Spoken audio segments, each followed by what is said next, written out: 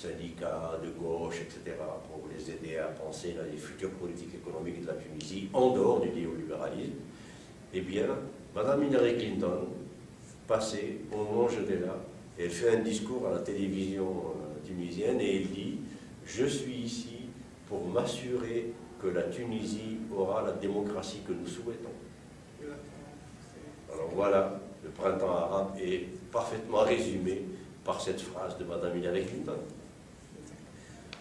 Un petit mot, quand vous avez dit chevaucher, je me suis rappelé une petite sur la théorie de la complexité du chaos. On dit qu'on ne peut pas prévoir les événements, personne ne les prévoit.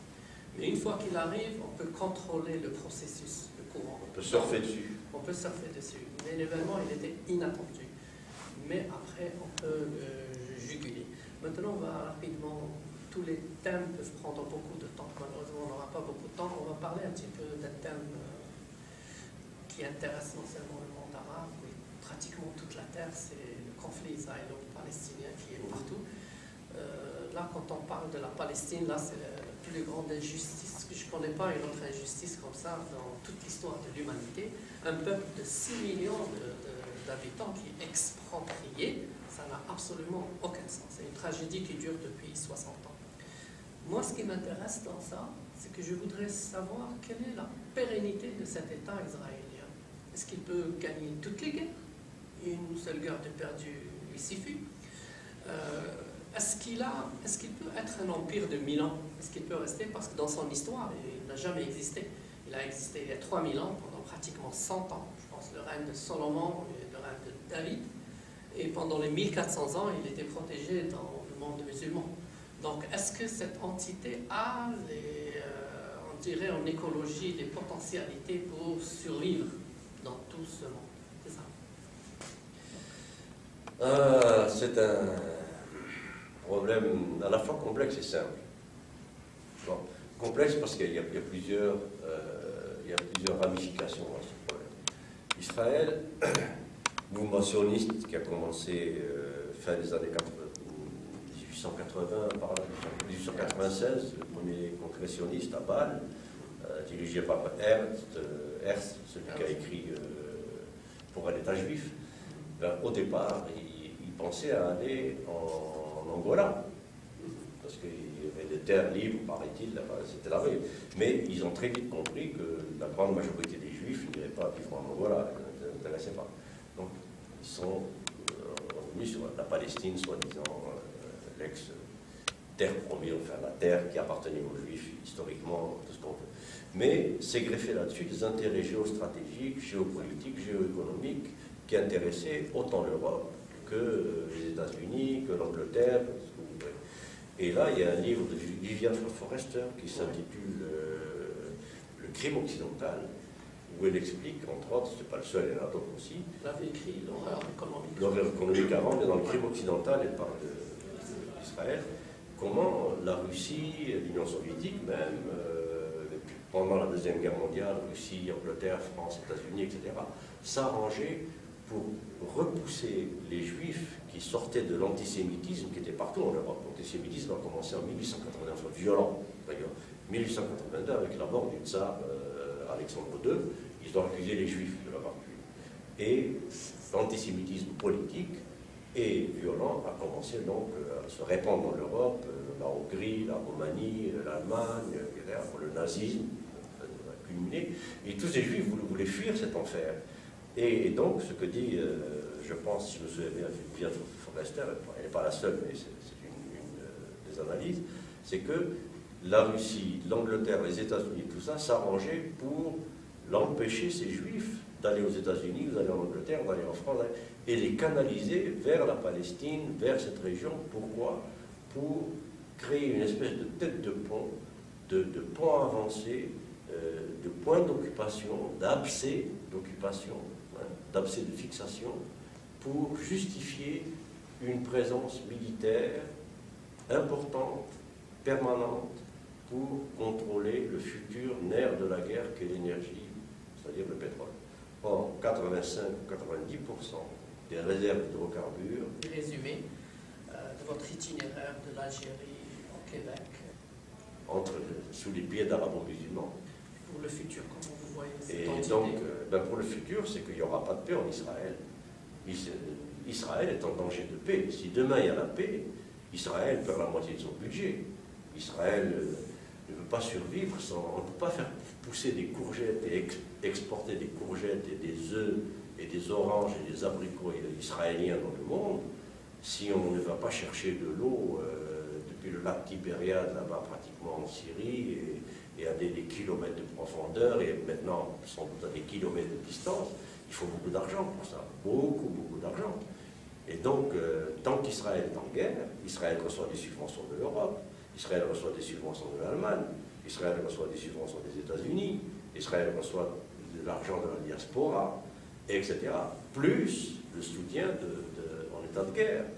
Donc, tant que ce grand Moyen-Orient ne sera pas établi sous le contrôle des États-Unis et des pays qui veulent contrôler le pétrole, comme vous le dites, la Chine a du pétrole au Darfour, au Soudan. C'est pour ça que le Soudan a été divisé en deux.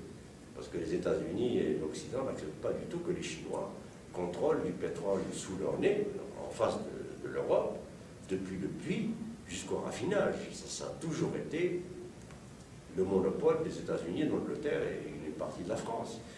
Donc voilà ce qui fait vivre Israël, c'est la présence militaire à Doha, un peu partout là-bas, à Bahreïn, au Qatar, etc. Je crois qu'il y a même une base militaire en Algérie, j'ai fait dire. Bon, une base militaire, ils veulent mettre une base militaire en Tunisie, et la 7e flotte en Méditerranée, la 6e mer Baltique, ou je ne sais pas où, la 8e dans l'océan Indien. Tout ça est justifié par le conflit israélien. Dans le conflit israélien, il y a beaucoup de ramifications. Toutes ces trois flottes américaines, si demain elles devaient rentrer parce qu'il n'y a plus de conflit au Moyen-Orient, ben c'est des milliards et des milliards de pertes par jour pour les États-Unis. Le conflit israélien, le conflit du Moyen-Orient, la souffrance des Palestiniens ne sera pas terminée demain. Et le vrai printemps arabe, ça sera quand le problème palestinien sera résolu et qu'on revienne au moins, minimum, aux frontières de 67. Et que les Palestiniens de la diaspora et les Palestiniens des camps de concentration de Gaza, prison à ciel ouvert, aient une vie digne de citoyen.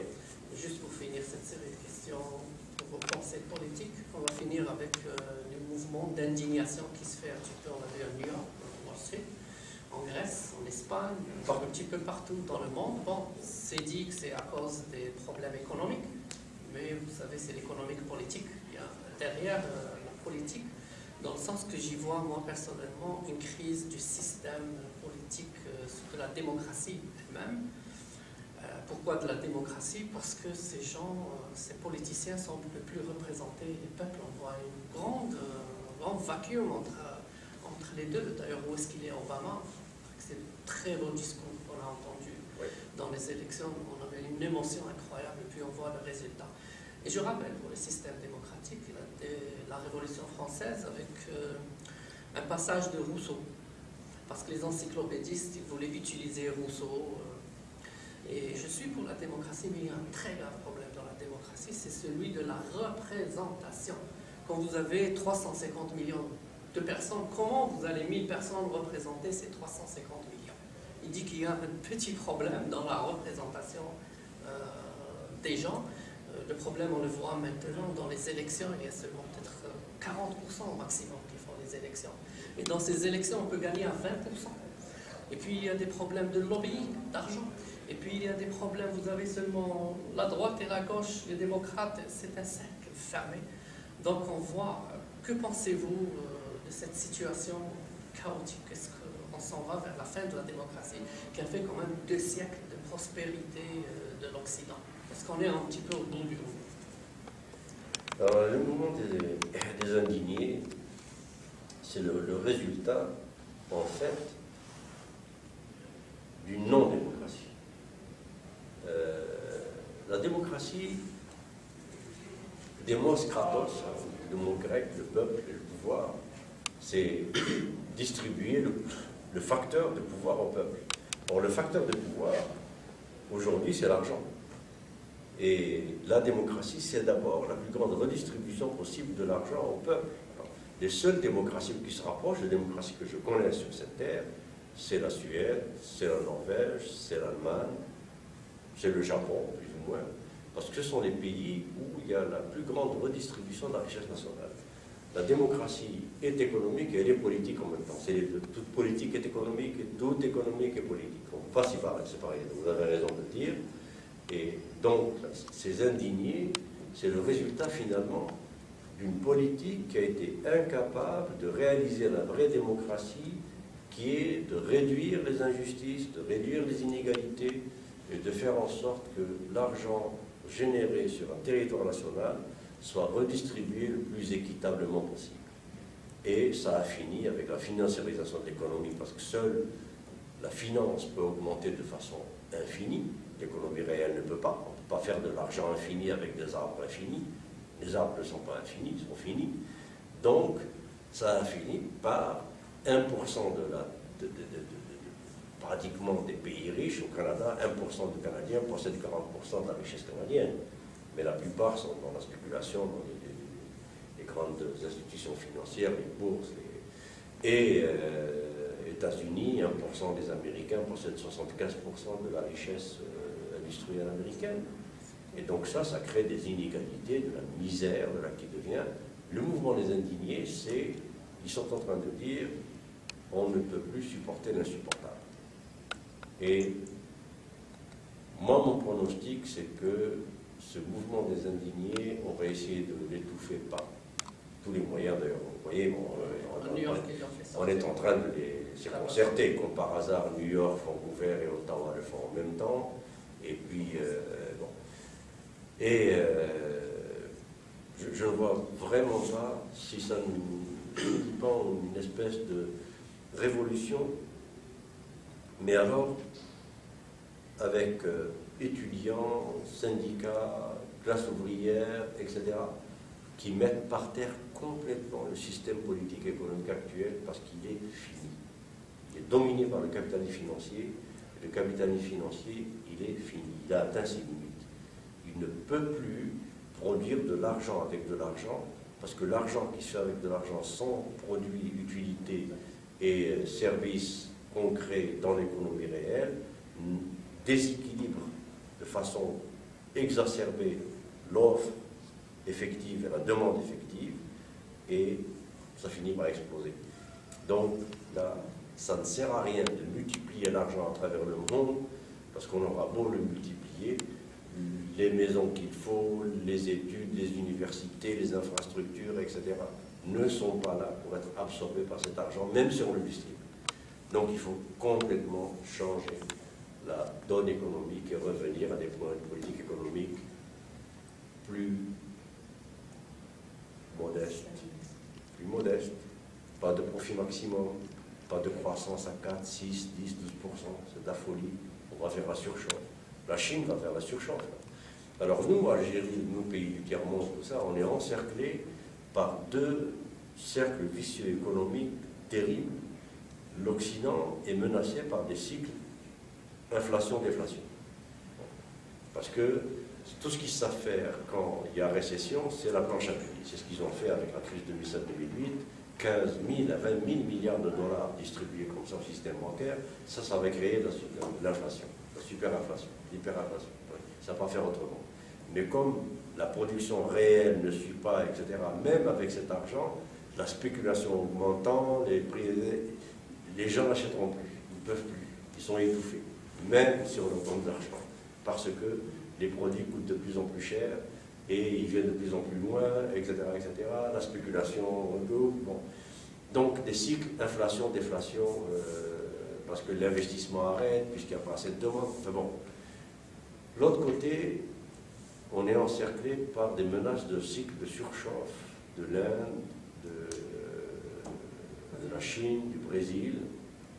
La surchauffe, c'est quand il y a trop de capitaux par rapport à la capacité d'absorption de l'économie réelle. Et donc, il y a une fuite en avant de l'argent. Cet argent peut, du jour au lendemain, fuir du pays, ce qui est arrivé en Indonésie.